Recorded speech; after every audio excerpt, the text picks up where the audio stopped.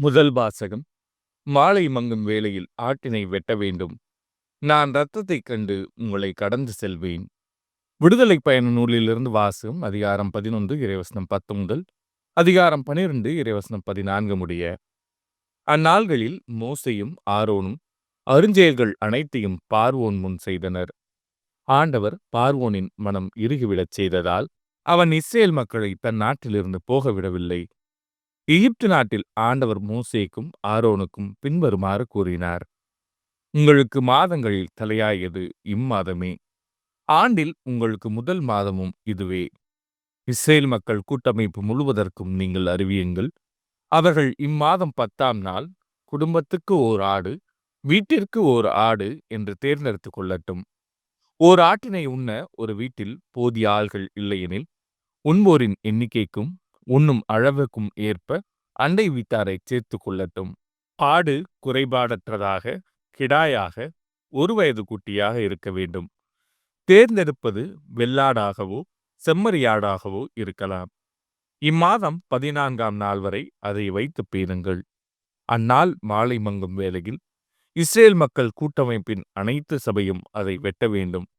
இரத்தத்தில் சிறிதளவு எடுத்து உண்ணும் வீடுகளின் 2 கதவு நிலைகளிலும் மேல் சட்டத்திலும் பூச வேண்டும். இறைச்சியை அந்த இரவிலேயே உண்ண வேண்டும். நெருப்பில் அதனை வாட்டி புளிப்பற்ற அப்பத்தோடும் கசப்பு கீரையோடும் உண்ண வேண்டும்.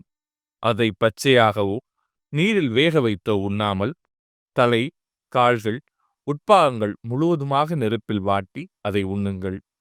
அதில் எதையுமே விடியற்காலை வரை மீதி வைக்க வேண்டாம். காலை வரை எஞ்சியிருப்பதை நெருப்பில் சுட்டெரியுங்கள். நீங்கள் அதனை உண்ணும் முறையாவது: இடையில் கச்சை கட்டி, கால்களில் காலணி அணிந்து, கையில் கோல் பிடித்து விரைவாக உண்ணுங்கள். இது ஆண்டவரின் பாஸ்கா, அதாவது ஆண்டவருடைய கடத்தல். ஏனெனில் நான் இன்றிரவிலேயே எகிப்து நாடெங்கும் கடந்து சென்று எகிப்து நாட்டில் மனிதர் தொடங்கி விலங்கு வரை அனைத்து ஆண்பால் தலைப்பிறப்பையும் சாகடிப்பேன். எகிப்தின் தெய்வங்கள் அனைத்தின் மேலும் நான் தீர்ப்பிடுவேன். நானே ஆண்டவர். இரத்தம் நீங்கள் இருக்கும் வீடுகளில் உங்களுக்கு அடையாளமாக இருக்கும். நான் இரத்தத்தைக் கண்டு உங்களை கடந்து செல்வேன். எகிப்து நாட்டில் நான் அவர்களை சாகடிக்கும் போது கொல்லும் கொள்ளை நோய் எதுவும் உங்கள் மேல் வராது. இந்நாள் உங்களுக்கு ஒரு நினைவு நாளாக விளங்கும். இதனை ஆண்டவரின் விழாவாக நீங்கள் தலைமுறை தோறும் கொண்டாடுங்கள். இந்த விழா உங்களுக்கு நிலையான நியமமாக இருப்பதாக. இது ஆண்டவரின் அருள்வாக்கு. இறைவா, உமக்கு நன்றி. பதுதரை பாடல்.